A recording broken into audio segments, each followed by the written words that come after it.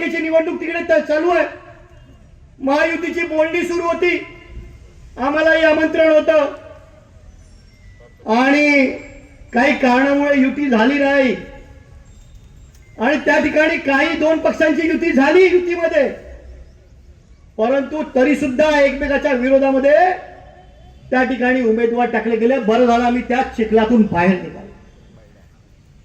फक्त राजकारणाचा चिखल तयार झाला त्या अमरावती महानगरपालिकेमध्ये की माझा येतो का तुझा येतो, तुझा मी पडतो का माझा पडतो, हा पक्ष त्याला पाठिंबा देतो, स्वतःच्या उमेदवारांना बाजूला ठेवून भारतीय जनता पक्षासारखा पक्ष. म्हणजे खरं मला लाज वाटते ज्या ठिकाणी या देशाचा पंतप्रधान त्या भारतीय जनता पक्षाचा आणि तो एका छोट्या पक्षासाठी आपल्या दिलेल्या उमेदवारांची उमेदवारी मागे घ्यायसाठी पत्र देतात. याच्यापेक्षा लाजिरवाणी गोष्ट होऊ शकत नाही. बरं झालं आम्ही त्या चिखलातून बाहेर निघा.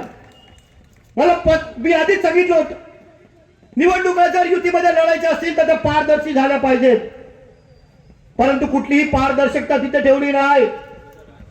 त्या ठिकाणी निवडणुकीत युती करायची, सीट वाटप करून घ्यायचे आणि नंतर त्यांच्या विरोधामध्ये उमेदवार उभे करायचे, राजकारणाचा चिखल करायचा. त्या जनतेला सुद्धा विचार करावा लागतो, नक्की मी काय करू, नक्की मी काय करू.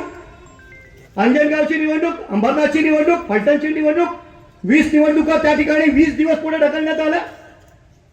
आमच्या निघणाऱ्या ज्या ठिकाणी नगराध्यक्ष होते, निवडणूक आयोग कुठून तरी येतो, निवडणूक आयोगाला काय रात्री स्वप्न पडलं, कोणीतरी त्याला सांगितल्याशिवाय या गोष्टी घडतात का या महाराष्ट्रात, या देशात.